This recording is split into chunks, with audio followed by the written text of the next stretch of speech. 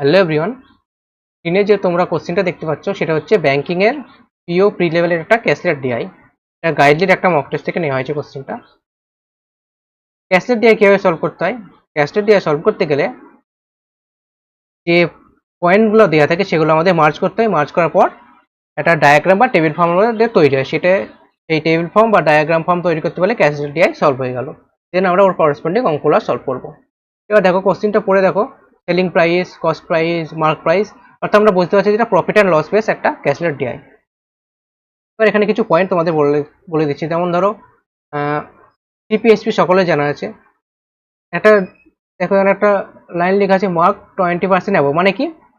ধরো কোনো একটা দোকানদার 100 টাকা দিয়ে 100 টাকা দিয়ে একটা জিনিস কিনলো, এটাকে মার্ক আপ করলো কত পার্সেন্ট? মার্ক আপ করলো 20%। 20% মার্ক আপ করলো, দিয়ে কি করলো না এমপি 120। এই যে 20% বাড়ানো হচ্ছে এটাকে বলা হয় মার্ক আপ, অথবা এখানে যেমন কোশ্চেন লিখছে মার্ক 20% অ্যাবভ, মানে কি এই সিপিকে 20% বাড়িয়ে কি ফিক্সড করা হয়েছে? মার্ক প্রাইস ফিক্সড করা হয়েছে। ঠিক আছে, এটা হলো আমাদের এমপি। আর একটা জিনিস দেখো, ডিসকাউন্ট। ডিসকাউন্ট বলতে কি বোঝায়? ধরো কোনো একটা জিনিসের মার্ক প্রাইস হচ্ছে 150 টাকা, এখানে ধরো বললাম 20% ডিসকাউন্ট দেওয়া হচ্ছে। 20% ডিসকাউন্ট দেওয়া হচ্ছে মানে কত? 20% কম নেওয়া হচ্ছে জিনিসটাতে। 20% ডিসকাউন্ট দিলে কত হচ্ছে? 150 কত হয়ে যাচ্ছে? 30, অর্থাৎ 30 টাকা কম নিয়ে কত হচ্ছে? 120 টাকা। ঠিক আছে, বা এখান থেকে আমরা এটাও লিখতে পারি যে mark price into 100 minus discount percent, এটাই হয়ে যাচ্ছে কি না এসপি। ঠিক আছে, মার্ক প্রাইসের সাথে 100 থেকে ডিসকাউন্ট পার্সেন্ট বাদ দিলে যেটা পাই সেটা হয়ে যাচ্ছে, ডিসকাউন্ট পার্সেন্ট বাদ দিয়ে গুণ করে যেটা পাই সেটা হয়ে যাচ্ছে কি এসপি। যেমন এখানে দেখো 20% ডিসকাউন্ট দিচ্ছে, তার 150-র সাথে যদি আমি 80% গুণ করে দিই তাহলে কত পাচ্ছি? 120। সেটা হয়ে যাচ্ছে কি আমাদের এসপি। তো এটা একটু বোঝানো আছে এখানে, তাছাড়া কিছু বোঝানো নেই, কারণ সিপিএসপি সকলের জানা আছে। এগুলো হয়তো অনেকেরই জানা আছে, বাট একটু বুঝিয়ে দিলাম। এবার আসছি আমরা কোশ্চেনে। দেখো, the selling price of an article A. একটা আর্টিকেল রয়েছে এ, হচ্ছে selling price of article A হচ্ছে 40% more than that of cost price, CP SP. ঠিক আছে, 40% মানে কোথায়? 40% মানে কত? 2/5। 40% মোর দ্যান মানে কি 5-এ 2 বেশি, অর্থাৎ যদি 5 যদি তার সিপি হয়, 7 হয়ে যাবে কি তার এসপি। তার রেশিও পেয়ে গেলাম কত? 5:7 সিপি আর এসপির। Mark price of article A হচ্ছে কত? 360 more than that of SP, মানে কি এমপি মাইনাস এসপি সমান দেখো দেওয়া রয়েছে 360 টাকা। ঠিক আছে, more than the selling price after giving a discount of 30%। এখানে 30% ডিসকাউন্ট দেওয়া রয়েছে। 30% ডিসকাউন্ট মানে কি? 30% ফ্র্যাকশনাল ভ্যালু কত হয়? 3/10। ডিসকাউন্ট মানে কি 10 টাকা যদি তার অরিজিনাল ভ্যালু হয়, বা 10 টাকা যদি তার এমপি হয়, এখান থেকে 3 টাকা কম নিয়ে এসপি কত হবে? কত? 7 টাকা। অর্থাৎ 10 টাকা যদি তার এমপি হয়, 7 টাকা হয়ে যাবে সিপি। তাহলে এমপি কত? 10। দেখো রেশিও আমাদের কম্বাইন করতে হবে, অটোমেটিক কম্বাইন হয়ে গেল, তাহলে আমাদের আবার মার্জ করতে হতো ক্যালকুলেশন করে। তোমাদের ডাইরেক্ট আমরা পেয়ে গেলাম সিপি আর এসপির, সিপি এসপি এবং এমপির একটা রেশিও পেয়ে গেলাম আর্টিকেল এর ক্ষেত্রে। এবার দেখো কোশ্চেনে বলা রয়েছে এমপি আর এসপির মধ্যে ডিফারেন্স কত? 360। এখানে ডিফারেন্স কত? 3। তাহলে এখানে ডিফারেন্স 3 আর এখানে হচ্ছে 360। তাহলে 3 ইউনিটের ভ্যালু হচ্ছে 360, 1 ইউনিটের ভ্যালু কত হবে? 120। 1 ইউনিটের ভ্যালু যদি 120 হয়, 5 ইউনিটের ভ্যালু কত হয়? 5 ইন্টু 120। 7 ইউনিটের ভ্যালু 7 ইন্টু 120। 10 ইউনিটের ভ্যালু 10 ইন্টু 120। এগুলো লিখে করাচ্ছি না, কারণ ব্যাংকিং এক্সামে এভাবে লিখলে হয় না, যতটা ফাস্ট করতে হবে আমাদের। তাহলে আমরা পেয়ে গেলাম সিপি এসপি এবং এমপির একটা রেশিও পেয়ে গেলাম। সরি, রেশিও না, এটা কিন্তু আমাদের অরিজিনাল ভ্যালু। ঠিক আছে, নো রেশিও এগুলো। ঠিক আছে, এটা হচ্ছে একদম অরিজিনাল ভ্যালু। সিপি এসপি এবং এমপির অরিজিনাল ভ্যালু এটা। এবার দেখো কোশ্চেনে বলা হচ্ছে the cost of article B, অর্থাৎ আরেকটা আর্টিকেল। এটা কি? আরেকটা article B 25% more than that of selling price of article A. Selling price of article A selling price কত? 7 ইন্টু 120। এর থেকে 25% বেশি। দেখো 7 ইন্টু 25% বেশি মানে কি? যদি অরিজিনাল ভ্যালু 4 হয়, নিউ ভ্যালু কত হবে? 5। 25% মানে কত? 1/4। 4 যদি নিউ ভ্যালু হয়, অর্থাৎ 4 1 বেশি, মানে 4 যদি নিউ ভ্যালু হয় 5 হবে। সরি, 4 যদি ওল্ড ভ্যালু হয়, নিউ হয়ে যাবে তার নিউ ভ্যালু হয়ে যাবে কত? 5।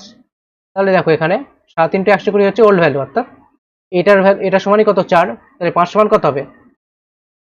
7। 120 কে 4 দিয়ে কাটলে কত হবে? 30। 5 3 15, অর্থাৎ রেশিও। তাহলে রেশিও পেয়ে গেলাম 4:5 এর রেশিও পেয়ে গেলাম, বা এটা যদি 100% হয় এটা হবে 125%। ঠিক আছে, 125%, অর্থাৎ 25% বেশি। বি এর সিপিটা এর এসপি থেকে 25% বেশি আমরা বের করে ফেললাম। এটা 7 ইন্টু 150। তারপরে কি বলেছে দেখো, mark 20% above it's cost price. 20% above মানে কি? 20% অ্যাবভ মানে কি? 5-এ 6, 5 যদি ওল্ড ভ্যালু হয় 6 হবে নিউ ভ্যালু, কারণ 20% মানে কি 1-এর 5, 5-এ 1 বেশি। তাহলে এখানে দেখো সিপি কত, 7 × 150। তাহলে আমাদের এটাকে এই রেশিওতে ভাঙতে হবে, 5 × 6। তাহলে ভাঙলে কত হবে? 150কে 5 দিয়ে ভাগ করলে কত হয়? 30, 6 × 3 = 18, অর্থাৎ 180। তাহলে এমপি পেয়ে গেলাম কত? 7 × 180। এগুলো কিন্তু খুব তাড়াতাড়ি করতে হবে, এগুলো কিন্তু মাইন্ডে ক্যালকুলেশনটা করতে হবে। 5:6 অনুপাতে আমরা কিভাবে করলাম? মাইন্ডে, পুরোটাই মাইন্ডে কি করলাম, এটা ভালো হতো 5, অর্থাৎ 7কে তো আমরা ভাগতে কি বলে 7 তো আর 5-এর মাল্টিপল না, সেই জন্য আমরা কি 150কে ভেঙে নিলাম, অর্থাৎ 5 × 3 হয়ে গেল 30 হয়ে গেল।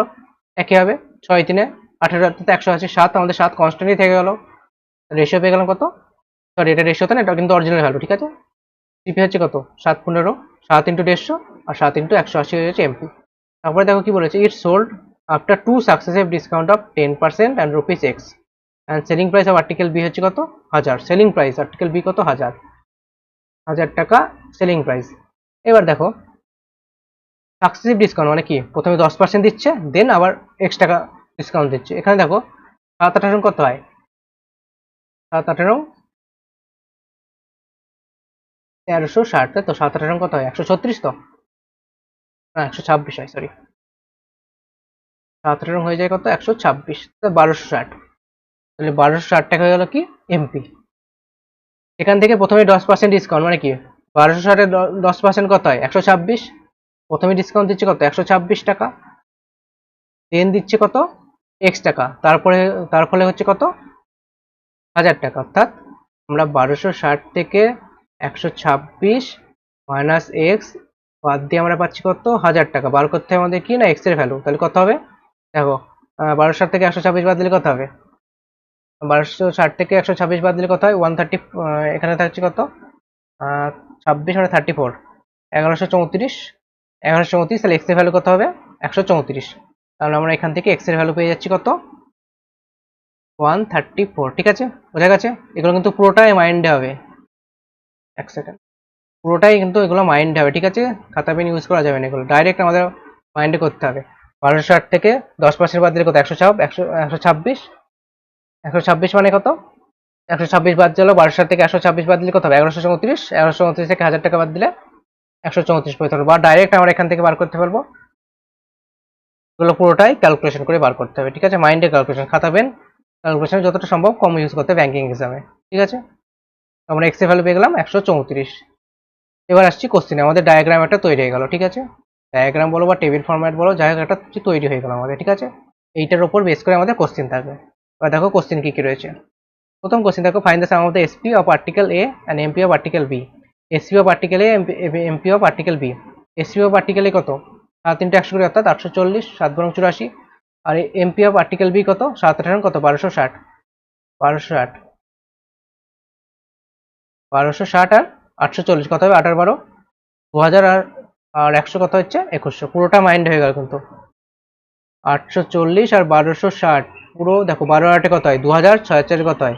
100, অর্থাৎ 2100। পুরোটাই মাইন্ডে ক্যালকুলেশন হবে, ঠিক আছে। নেক্সট কোশ্চেন দেখো, 2x - 68। x এর ভ্যালু কত পেয়েছি আমরা? 134। 134 এর ডবল কত হয়? 268। 268 থেকে 68 বাদ দিলে কত হবে? 200।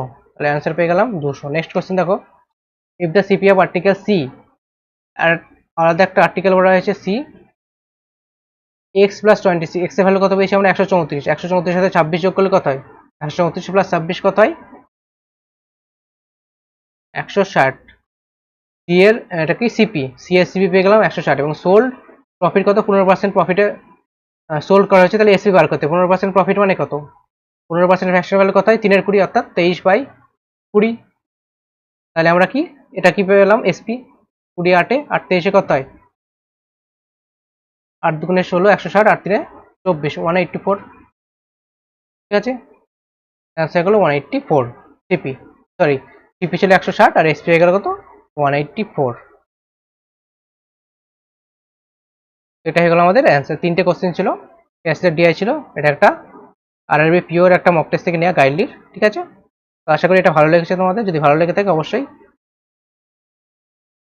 জানাবে, আর যদি কোথাও বুঝতে অসুবিধা হবে সেটাও কমেন্ট করে জানাবে, ঠিক আছে।